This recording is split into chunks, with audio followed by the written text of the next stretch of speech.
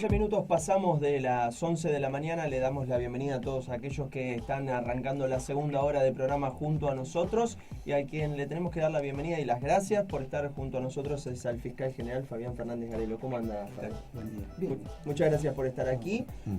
José nos lo había pedido ya hace unos días para poder charlar porque hay muchos temas interesantes en la ciudad de Mar del Plata que tienen que ver con la Fiscalía General y temas para tratar que tienen que ver con la situación que se vive en Mar del Plata. Me parece una situación compleja, ¿no? Muy compleja. Los fiscales jamás han sido noticia, como en este tiempo, sí. Lamentablemente. Pero bueno, nos permite, aprovechando que nos conocemos hace muchos años con el señor fiscal general, nos permite esa posibilidad de que, den la cara para explicar algunas cosas y le digan a la sociedad si debe estar más tranquila, si tiene que seguir estando preocupada, o qué es lo que se puede hacer, en qué punto estamos y hacia dónde vamos en materia de investigación judicial. Sí, este es el punto central que nosotros vemos que hay que reforzar ya desde hace años. Nosotros en los últimos años lo que hemos visto, y la ciudadanía también, es sistemáticamente un esfuerzo por sentar policías en las patrulleras, para que la gente no solamente tenga una mayor sensación de seguridad, sino una efectiva sensación de seguridad. Más cámaras, más policías. Más cámaras, más policías. Situación que por supuesto es bienvenida. Y lo que ocurre es que también venimos observando, y esto uno como fiscal no siempre puede decirlo, yo me animo a decirlo ahora porque hemos tenido un refuerzo en el ámbito de investigaciones hace un año y hay cosas que están mejorando. Pero lo cierto es que hay que trabajar para tener gabinetes de investigación, para que uno pueda atacar sobre todo esa franja de delito donde hay más violencia. Para esto no hace falta nombrar 48.000 policías como se nombró el año pasado. Nosotros hemos logrado el año pasado, en mayo, rearmar un gabinete. Lo digo ahora, insisto, antes no lo hubiera dicho nunca, no había gabinete de robos calificados en la de... Es decir, no había gente. ¿Por qué es necesario un gabinete Porque es la gente que investiga. Es decir, formalmente no había gente para investigar el robo calificado. Nos arreglábamos, por supuesto, con las comisarías. Había 2 o 3 grupos en la DDI que sobre todo salían corriendo detrás de los homicidios. Pero siempre teníamos un problema de poder concentrar la información en un solo lugar, porque esto es muy importante a los fines de la investigación. Claro.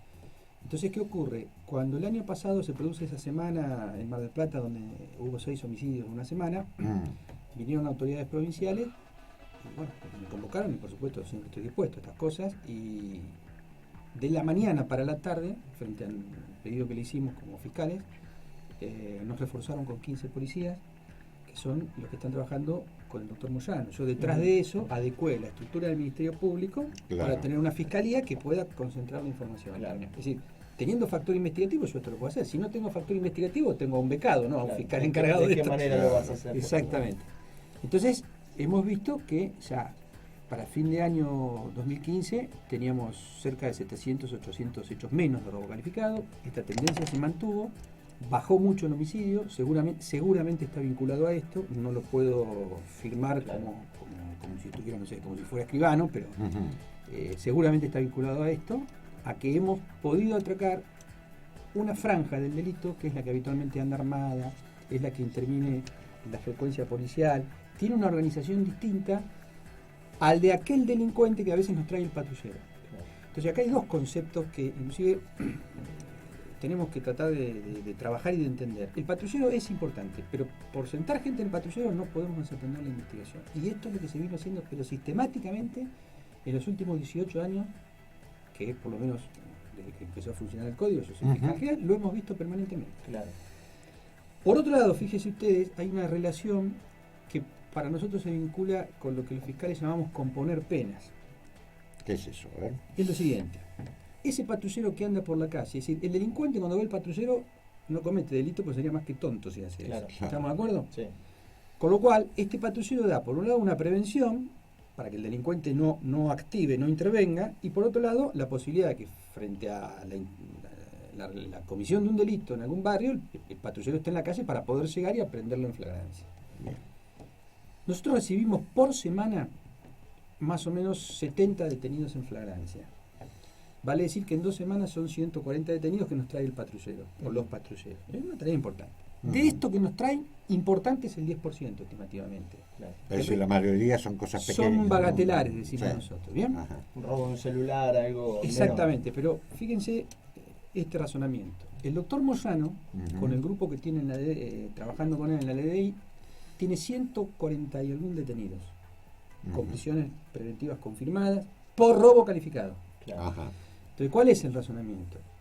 Equivale la cantidad de detenidos que tiene el doctor Moyano a 2 semanas de trabajo del patrullero, Ujú. pero la diferencia es La calidad. la calidad. Claro. Es haber bajado 700, 800 hechos menos en el rubro robo calificado y tener al día de hoy una estadística que yo es la primera vez que la veo, en 18 años, los homicidios anuales en Mar del Plata, que eran superiores en algunos casos, o en algunos años, 50, 60, ¿no? no, 80, 70, 80. Ujú. Hoy estamos con 30, 30 y pico. Sí. ¿No? Esta cifra hay que ajustarla, pero 30, 30 y pico. Es decir, a Ujú. 2 meses de terminar el año, creemos que este trabajo que habíamos reclamado siempre, de tener cuerpos de investigación, gabinetes de investigación, está dando algún resultado. Por supuesto, adelanto una disculpa a la gente que nos está escuchando y que es víctima de un delito, porque la gente que nos está escuchando y que es víctima de un delito, Sí, no sí. le interesa la estadística Obviamente. y tiene razón, lo que les interesa es no ser ellos víctimas de delito. Ahora, ¿cuánto tiene que ver, si tiene que ver, creo que sí, el tema de la droga o el incremento del consumo, más que del consumo, de la distribución, del negocio de la droga en Mar del Plata? ¿Cuánto tiene que ver con todo esto del delito calificado? Mucho tiene que ver y no solamente ya es... Ustedes cuando investigan con esa mirada, con ese enfoque. No, nosotros investigamos buscando pruebas. Lo que, Sí. lo que ocurre es que las cosas surgen inmediatamente. Es decir, en general, yo no sé si ustedes recuerdan, el 10 de diciembre, Ujú.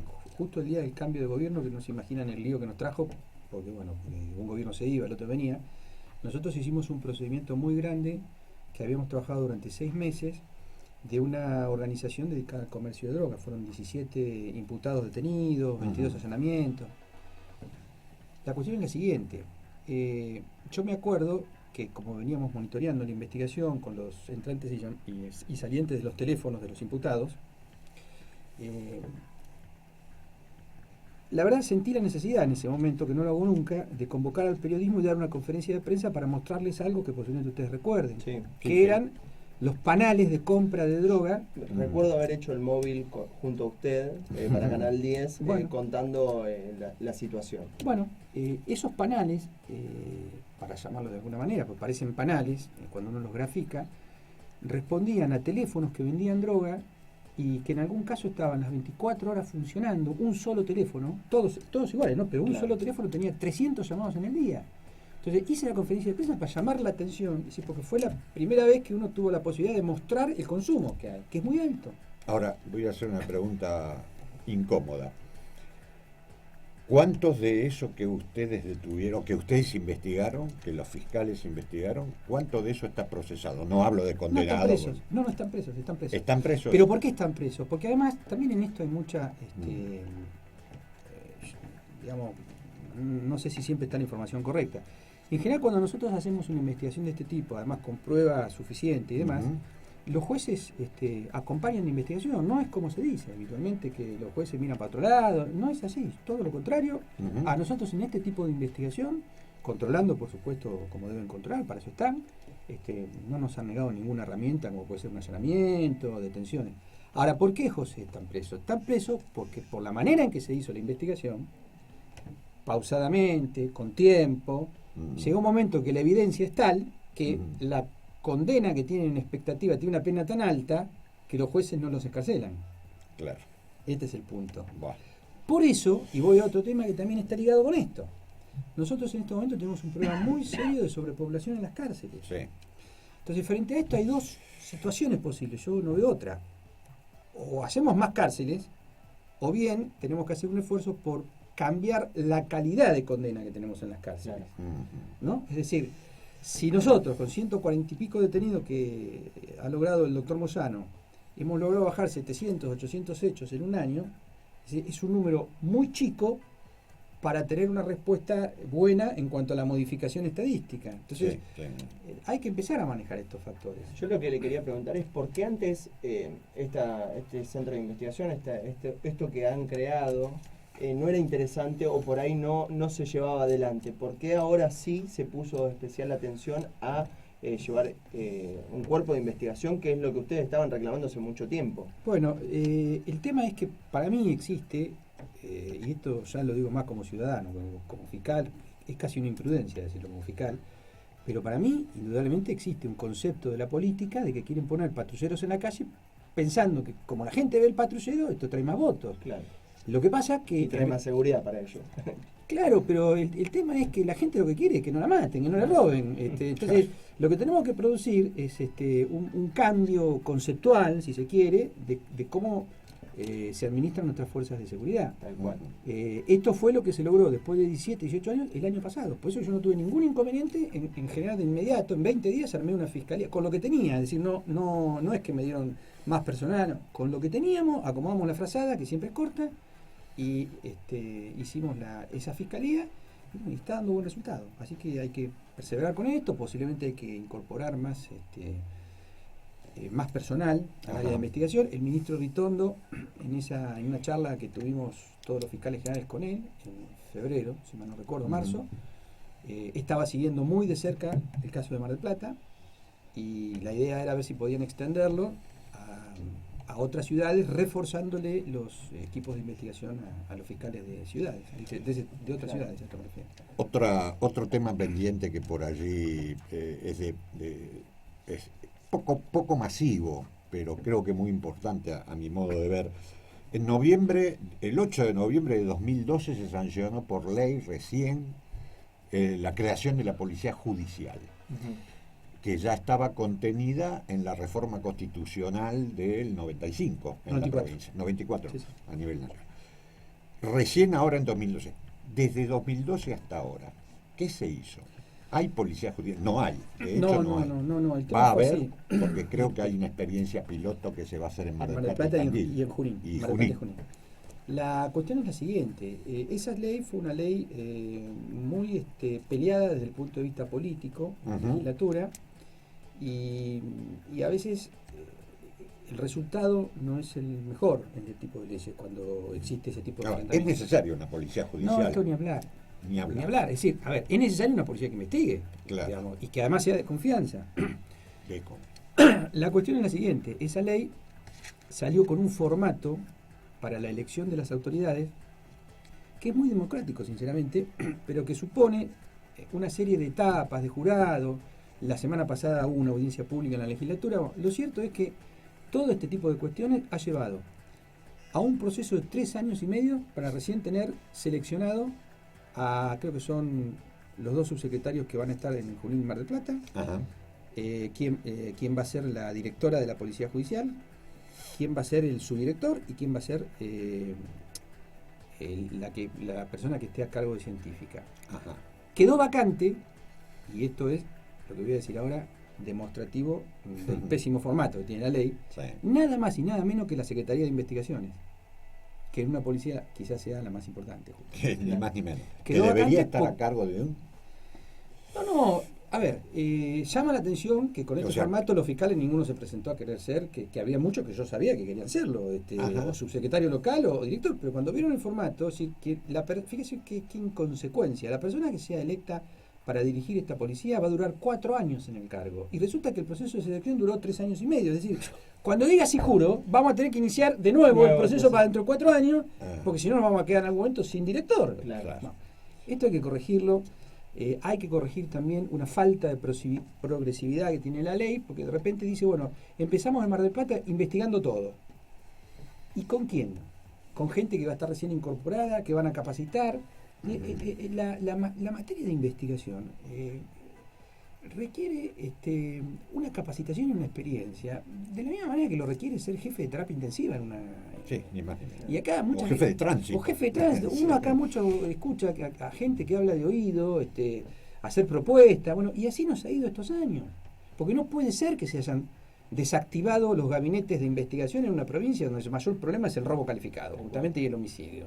No, se desactivaron para sentar gente en los patrulleros. Los últimos números de 2014 hablan de que la provincia de Buenos Aires en general y los grandes, el conurbano y ciudades como Mar del Plata, tienen el doble de homicidios en situación de delito violento que el promedio de la nación. Sí, es posible. También hay que tener 11 cada 100.000 habitantes. más o menos, sí. En Mar del Plata estamos un poco abajo de ese promedio de todas maneras, y seguramente con lo de este año va a variar mucho también, esperemos que termine así, obviamente. Pero el tema es que también es cierto, José, que estas estadísticas a veces responden a patrones de 2 o 3 lugares complicados. Acá lo complejo está no Cava, sino Gran Buenos Aires, primero, segundo, tercer cordón, sí. Rosario, con todo el proceso que sabemos de Rosario, Santa Fe. Recién hablábamos con el gobernador Lifchitz hablando justamente de esta situación. Córdoba, pero fíjense lo siguiente, la tasa de homicidio de toda la provincia de Córdoba es igual a la de Mar del Plata, a la que tenía Mar del Plata el año pasado. Es decir, para ponernos en dimensión también. Claro. Sí. Fuera de esto, hay algún conurbano complicado como el de Mendoza, pero en general es como si hubiera 2 países, ¿no? Estos 3 o 4 conurbanos que hemos nombrado, la ciudad de Buenos Aires, que por la morfología social que tiene es otra cosa, digamos, no tiene el ritmo de homicidios que tenemos nosotros. Entonces, ¿qué ocurre? Justamente vamos a otra conclusión. También si son estos 4 o 5 puntos, es más fácil atacar estos 4 o 5 puntos. Pero lo complicado sería que las 24 provincias tuvieran un problema de esta naturaleza. Entonces, me parece que lo que cabe es generar esquemas de investigación vía policía judicial o vía recuperación de gente de la policía de la provincia que sea confiable, que de hecho nosotros en la ciudad estamos trabajando con gente en la que se puede confiar. De hecho, este grupo está a cargo de un suboficial, inclusive ni siquiera de un oficial. Se buscó a la persona idónea, esto lo hizo el comisario general Torres ahora, pero que en aquel entonces era director de la DDI, se armó un equipo a medida para este problema. Entonces, a partir de acá, ¿por qué nosotros hablamos de policía judicial? Y porque siempre nos quedamos con el temor de que venga otro jefe y disuelva el grupo, de que ascienda uno y lo trasladen a otro lugar, y resulta que ese es el que tiene en la cabeza la mejor información. Tampoco vamos a andar frenándole un ascenso, porque el hombre... Bueno, esto que es lo cotidiano y que parece muy menor, ustedes no se imaginan cómo impacta a veces cuando uno tiene que sostener una política de investigación en este caso. Los cambios que se están llevando adelante por la provincia de Buenos Aires en cuanto a la policía bonaerense, ¿eran necesarios? ¿Son necesarios? Yo no comparto la idea de duplicar una fuerza policial, y menos, fíjese que con el problema presupuestario que tiene la provincia, vamos a tener problemas hasta de salarios ahí, porque si usted tenía 2 policías para darle 2 pesos a cada uno y hoy tiene 4, se van a llevar cada uno un peso. Esto es simple. Y yo creo que esto atenta contra la exigencia en cuanto a lo que uno pretende que sea el perfil de un policía. Entonces, primero, yo hubiera intentado con mucho menos gente, yo calculo que con 2.000 personas en cuerpos de investigación, toda la provincia podría haber estado viviendo lo que hoy vive en Mar del Plata, que es una baja en estas tasas. Algo de esto conversaron con el ministro Ferrari, con el ministro de Justicia. Sí, lo hemos charlado. Pocos días estuvo aquí en Mar del Plata. Exactamente. Sí, en realidad nosotros estuvimos con él en Buenos Aires, en La Plata, mejor dicho, en la reunión del Consejo, lo mismo con el ministro Ritondo. Insisto, y ellos, por lo que me decían, iban a capacitar más gente para pero la duplicación de la policía es un tema que no es de este gobierno, sino del periodo anterior, viene de antes. Y no sé, yo hubiera intentado, primero, antes de ponerle 48.000 efectivos más, nombrar 2.000, 3.000 y capacitarlos para investigación. Pero bueno, esto no me corresponde a mí analizar. Claro. Lo último, como para cerrar, sabiendo el crimen atroz que se ha cometido con esta joven, con esta menor, que bueno, tuvo una connotación nacional por parte de todos los medios, alguna por ahí una reflexión, algo que podamos por ahí entender cómo se puede llegar a estas atrocidades en nuestra ciudad. Mire, la primera reacción es que realmente uno no termina de perder la capacidad de asombro, porque la perversidad que se nota en este hecho realmente se mezcla la violación con todo y el la suministro de estupefacientes. independientemente del hecho que realmente es bochornoso, en definitiva el hecho lo que está mostrando es lo que venimos diciendo también, ¿no es cierto? Es decir, Claro. ¿cómo puede ser que se llegue a un hecho de esta naturaleza y claro, cuando uno empieza a ver que hay droga en el medio? Es decir, acá, que esta es una posiblemente de las grandes, yo no diría discusiones, a mí no me gusta hablar en términos de grieta, como se dice ahora, pero son estos temas que tenemos que tratar de una vez por todas, ¿no es cierto? Sí. Todavía yo escucho a algunos, inclusive hasta con recomendaciones de algunos organismos internacionales, de que como fracasó la lucha contra las drogas, hay que legalizar un poco el proceso de Uruguay. Sí. Y la verdad es que uno le agrega una reflexión todos los días a esto. A mí me parece que legalizar esto es sinónimo de naturalizarlo. Y si uno lo naturaliza, termina generando en la gente esta idea de que bueno, todo está bien, Todo es posible. va a bajar hasta el precio de la droga, Sí. entonces va a estar más accesible. Digamos, son estos temas. Nosotros hemos pasado en esto de la droga, por lo menos desde el punto de vista penal, de no hacer punible al adicto, cosa que es un enfermo, está perfecto, pero a no hacer nada con él. De hacerlo punible pasamos a no hacer nada con el adicto. Entonces, no revisamos, y todavía además cuando uno plantea estos temas, lo miran como diciendo, pero se quiere meter en la intimidad. No revisamos y cada vez que entregamos un registro de conducir, se lo estamos dando a alguien que ya tiene destruida su capacidad neuronal, Claro. y va a salir a matar con un coche a alta velocidad. Los funcionarios públicos deberíamos hacer exámenes permanentes, por lo menos los que tenemos Sí. digamos, responsabilidades más importantes, para ver en qué condiciones estamos, porque a ver, sinceramente, a mí no me gustaría operarme con un médico, por ejemplo, que tenga alto consumo de estupefacientes, pues es un hombre que tiene su sinapsis, está bien que no se ve esto habitualmente en el ambiente médico, pero hay situaciones como esa película de Denzel Washington, donde un piloto de avión consumía cocaína y termina siendo un desastre. Claro. Me parece que, digamos, como imagen, es una imagen que nosotros debiéramos revisar y ver por qué Si es un enfermo no puede estar puede tener una actuando y en una responsabilidad. No puede tener una responsabilidad. Entonces, tratemos al enfermo, no lo metamos preso, pero acá lo que ha pasado es que nos quedamos en esa reflexión y no hicimos más nada de ahí para adelante. Claro. Y por supuesto, una situación que es muy compleja, que tiene que ver con el trabajo de pelea que se le dio con el plan en Colombia a las plantaciones de cocaína y los digamos, mecanismos de distribución. Estos capitales de la droga ilegales se han venido a producir cocaína a Perú y bueno, ahora lo tenemos acá en la frontera norte. Sí. Bolivia no para nada y también la teoría produce. de pisar el hormiguero, ¿no? Exactamente, José. Entonces Bolivia tampoco para nada, Claro. no produce, Ingresa rápidamente, se han venido a instalar hasta por razones de pacificación familiar, narcotraficantes en los country de Gran Buenos Aires, 2x3 encontramos uno, digamos, Sí. Entonces, el problema lo tenemos acá y tenemos el problema de consumo también. Claro. Entonces, son dos cuestiones que requieren cuanto antes medidas adecuadas. Si el tema narcotráfico, bueno, se aplica lo mismo que dijimos el robo calificado. Si al narcotráfico le ponemos investigación en serio, es posible que logremos. Y esta batalla en Argentina no se dio. Entonces, cuando veo que los organismos internacionales dicen esta pelea está perdida, y a mí no me gusta perder pelea que no di. Vamos a darla primero. Claro. Y después vemos. Y por otro lado, bueno, ver cómo hacemos con estos distintos niveles de adicción, que ya le digo, en ese procedimiento que hicimos en diciembre, era escandaloso ver la cantidad de pedidos las 24 horas del día que había. Entonces, y la verdad que en esto me parece que tendrían que hablar un poco más los médicos que los perfumados miembros de la colonia artística, para decirlo legalmente. Porque si hablan los médicos, la gente va a terminar por entender el desastre que le hace un cigarrillo de marihuana a un chico de 14 o 15 años, que es cuando se le está terminando de formar su capacidad neuronal. Ahora, si los que van a hablar en los medios de comunicación son los que consumen, estamos mal. Claro, totalmente. Fiscal, le agradecemos por haber venido a nuestro programa, por tener esta charla junto a nosotros, junto a José, que bueno, lo requería y quería poder charlar junto a usted. Bueno, me parece con mucho gusto. A veces el reportaje por teléfono pone limitaciones y no es lo mismo. Pero bueno, yo dentro de mis posibilidades estoy muy atento a lo que piden los medios. Así que. Muchas gracias.